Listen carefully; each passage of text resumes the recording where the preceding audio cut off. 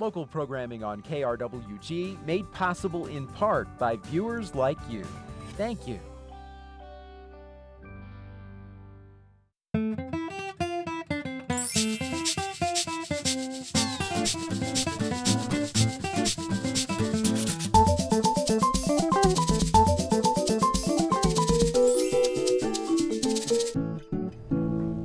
Welcome to Fronteras, a changing America.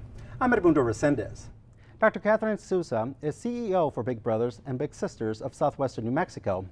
The mission of Big Brothers Big Sisters is to provide children facing adversity with strong, enduring, professionally supported, one-to-one relationships that change their lives for the better, forever. Dr. Souza, welcome to Fronteras. Thank you. To start out the show, let's get some background on some of the terms that we'll be hearing throughout this interview from Big Brothers and Big Sisters of SouthWestern New Mexico. And let's define them and explain what they are. One of them is the bigs and the other, the littles. Littles, right. Well, our littles are the youth that we serve. So they're ages 6 to 17. And we serve approximately 230 per year. The bigs are what we call our mentors, our adult volunteers. And they are 18 years or older, and they pass a thorough background check. Now, how many bigs do you recruit annually, and to match up with the littles? Mm-hmm. Well, we have a portion of our matches are matched for years. A year is the minimum commitment we request of the mentor. So some have been existing with us for a long time. This year, we have a goal of meeting 246 matches, and right now we have 130. So we have some to go, and yes, I'm looking for more mentors. So you're looking for more mentors. What is the process that a mentor goes through? Well, first, usually they'll inquire either through the web, a web inquiry, or through the phone, or they talk to me when I'm out in the community and I'm recruiting, and as well as our staff. And we fill out a volunteer inquiry form. Then within 24 hours, one of our staff members gets back to them and completes schedules an interview, an enrollment interview, if it feels like a good match. So. Now, Big Brothers, Big Sisters, is there like an age? What's the age range of people that you get that are wanting to volunteer? Most of our volunteers range from 20 to 35, but we accept, mentors of all ages. And certainly sometimes we get college students that bite off more than they can chew. We certainly want a mentor who can stick with it for a year, because as you can imagine, some of our youth have backgrounds where they've been abandoned or that sort of experience with a parent or otherwise. And so if that experience comes then with the mentor, it can have really negative effects on the child. And to that extent, you do an extensive background check. Yes, definitely. Local, state, and national FBI fingerprint check. Now let's talk about the children the littles. What are their age groups? They range from 6 to 17. Oh, yeah. 6 to 17. So Yeah. so we're talking about So little biggers. I mean, they're Right. on the older age, and so they have wide-ranging needs. For sure. Yes, they do. So when looking to doing recruiting, do you have a list of children, the different age demographics, and then when you do your recruiting, you look for the adults that might be able to fit with that, or do you just recruit in general and hope to how do you work to match them? Yeah, when we go out to recruit, we are, simply interested in adults who have the time and the interest and value the youth in our community. We don't look specifically for people who will only work with 6 to 10-year-olds or only work with older youth. That's up to the mentor. They can tell us if they want to work with a specific age group. But of course, they're easier to match if they're open to any age. Of course, you were talking a little bit earlier about biting off more than college students can chew, but that goes just as well for somebody that might be already an adult and might have family. I mean, what kind of commitment is there on a monthly basis or on a weekly basis for them to commit to a child? Yeah, with our school-based program, the mentor goes into the youth school 1 hour a week. And so, then that would be 4 hours a month. The community-based program where they mentor the youth in the community and they do different activities is 4 to 6 hours a month. So again, about an hour or two per week. So it's definitely doable.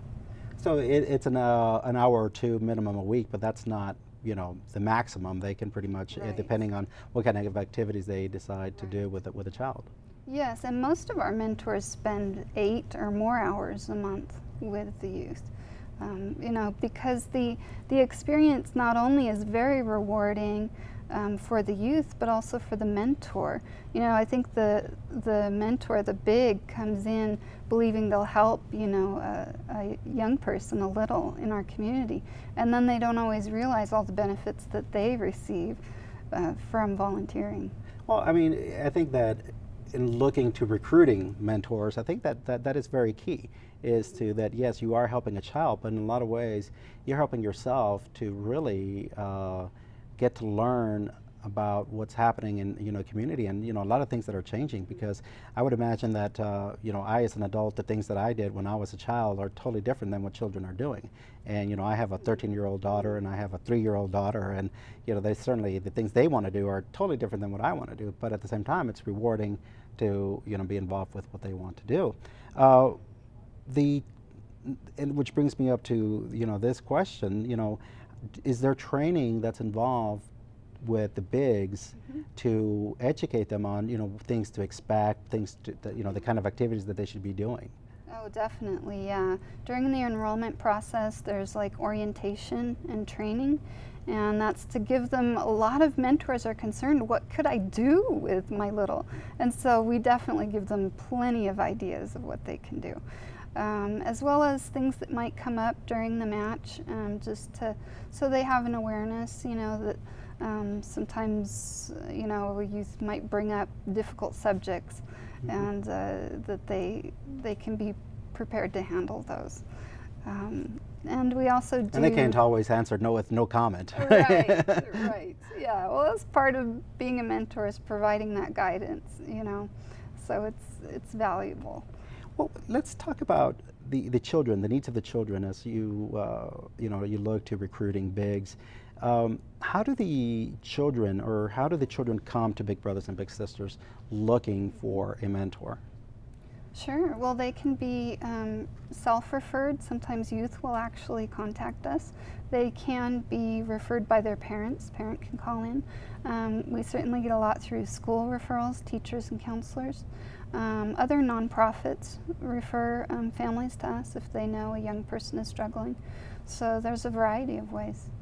What are some of the issues that these children bring to the table that might be uncomfortable for somebody that's being a big for the first time? What are some of the backgrounds from these children that they have? Yeah. Well, most of them are from single-parent families, so they may have experienced the death of a parent, a divorce, or just not having one parent.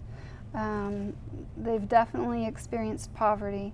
39% of children under 18 in our county are in poverty, so we see a lot of that. Also, 28% in our county of families are on food stamps, or a SNAP program. We also see a good amount of young people that are struggling in school, and that can be with making friends, fitting in socially, as well as the academics. So as you talk about, 39% experiencing poverty, you're talking about some children that have probably never been to a movie or been bowling or experienced some of these things. Yeah, you can imagine if you just don't have, a lot of financial resources, you're going to meet your needs. You're going to have your home, your food, your clothing, and things like that. So one of the things we do every year is we have a back-to-school bash where we supply the school supplies for all of our littles, because it's little things like that they end up needing.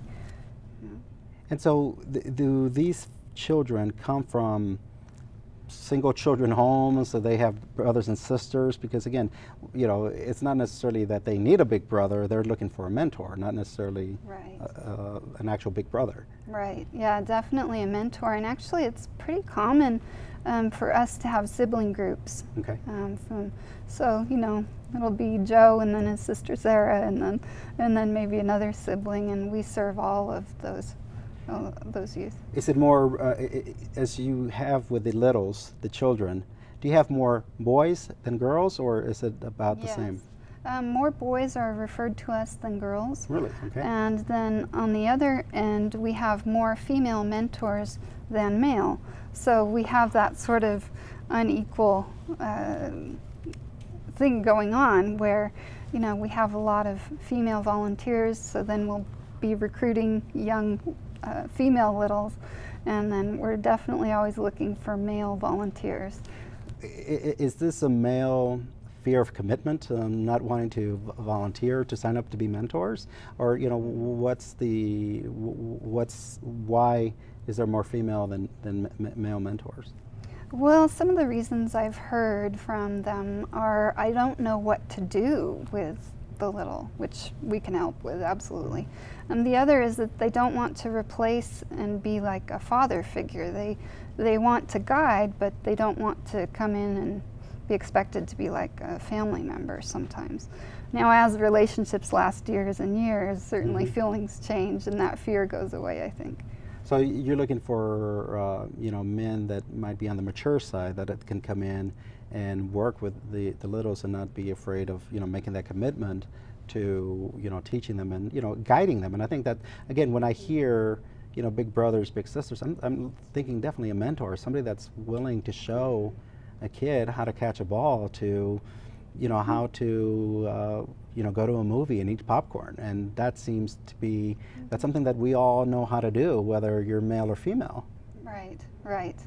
Yeah, it's something that anybody can do, and it really enriches their lives and then changes the life of the youth right here in our community. Let's talk about one of the an issue or a topic of discussion is the Latino community of Doña Ana County. We have a pretty majority Latino population here. What are some of the needs and some of the goals that Big Brothers and Big Sisters of Southwestern New Mexico have done to meet the needs of the Latino community right here? Well, we're looking at actually expanding into our rural areas because we cover several counties. We have a small program that exists in Grant County right now in Silver City, but we're interested in serving a lot of the rural youth because they have even fewer resources than the youth in a more urban area. So, as you look at some of the challenges that come with mentoring Big Brothers and Big Sisters, do you see a need to have Latino mentors to come in and mentor some of these Latino children that might benefit from having, a Latino mentor? Yeah, definitely. Right now, 76% of our littles are Latino, and 39% of our bigs are Latino. So we want to definitely increase the number of Latino volunteers that we have. We have boys, unfortunately, often on the waiting list up to 2 years before they are matched with a mentor, related to the increased number of female volunteers and often the lack of male volunteers. What can be done to, again, going back to male, now looking at recruiting Latino mentors to come in and volunteer their time, and for what, again, as I repeat this again, is a worthwhile cause to really improve some of our long-term goals of our community, to to make it a better community. What can be done to recruit some of these mentors, or what is being done by Big Brothers and Big Sisters? Well, I think what's really helpful is if a person can see something of themselves in what they're giving back. If the mentor can reflect on their own childhood and maybe how a mentor would have been helpful and maybe change some of the life directions for people. That's really important. It's such a valuable experience. We have also some parents, of the Latino youth will request a Latino mentor, and we honor that request, and that's what we do. So we need those Latino mentors. By requesting a Latino mentor, does that mean they necessarily have to speak Spanish or just be Latino to be part of the organization? That would be up to the family. If they had a specific request that the person speak Spanish, we would honor that as well. But if they simply want the person to be Latino, then we can honor in that way. As you look at some of the kids that have come through the organization, and you were talking earlier about some of the mentors that are around or have been around for years, I mean, they're seeing some of these kids grow up. Oh, definitely. Yes. And how rewarding is that for them? Right, yes. And then we've had the experiences where a little who has grown up and maybe is going to college at NMSU has come into the office just to say how much the program changed their lives and say how much they value the experience and thank us for that. So that's always incredible to hear. Are there any cultural issues that are faced, you know, again, as we look at recruiting more Latinos into being big brothers, big sisters? Are there cultural issues that may happen, that may occur when, you know, the big brothers and big sisters first starts working with the family? What kind of cultural issues arise from the interview process? Yeah, well, I think language is a huge one. Thankfully, 40% of our staff is Latino and speaks Spanish. So thankfully, we don't have that language barrier issue at our organization. You know, the volunteering, the time, you know, simply people get busy, all of us. And I think we forget, you know, those maybe less fortunate that we need to give back and to help those that are, you know, similar to us in many ways. And you have a pretty diverse board as well that you know is pretty actively involved in, you know, getting the word out about Big Brothers and Big Sisters. And as we look at, okay, we see that you've got needs in recruiting volunteers and you've got needs in helping out the children. What other needs does Big Brothers and Big Sisters of Southwestern New Mexico have? You have fundraisers, Sure, yeah. and you have other needs that you may have. I mean, we were talking Yes. about a leaky roof. Yes, we were. Yes, we certainly fundraising and gaining sponsorship of our fundraisers from local businesses and organizations is a primary goal of ours as well. On November 1st, we're having our Magical Moments Banquet. That's our annual banquet where we recognize the little of the year and the big of the year. And people get to witness that magic and hear the stories of how the lives are being changed. So it's you know, again, looking at, you know, and thinking about, okay, what could be somebody's hesitation about not wanting to, you know, be a mentor?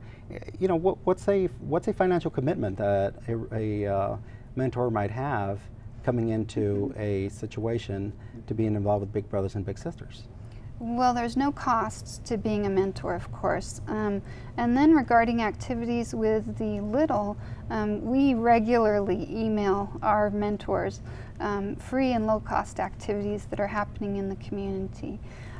So we really encourage them not to spend a great deal on the little. We want the relationship to be the emphasis rather than the money, you know, the time spent together. And many of our mentors find plenty to do without spending a lot of money. Well, I mean, we do live in southern New Mexico, and there is plenty to do without having to spend a lot of money or any money whatsoever. I think that there is plenty to do. So you're looking at, you have a goal again of how many mentors this year? Yeah, we want to serve 246 youth this year.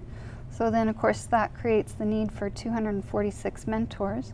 Currently, we have 130 matches. So we have a little ways to go, for sure. And from start to finish, let's say I pick up the phone or go online and start the process. From the start of the process to what point, how long does it take for somebody to be matched with a child? From about 1 to 2 months Okay. process, and that's related to the background check that's Okay. required. So starting the process now, somebody could conceivably, you know, be a big brother, big sister in time for the Christmas holidays, and, you know, Right. show somebody, you know, educate them and work with them. And again, being a mentor, I think, really gives them an opportunity to guide somebody's life. Definitely, definitely.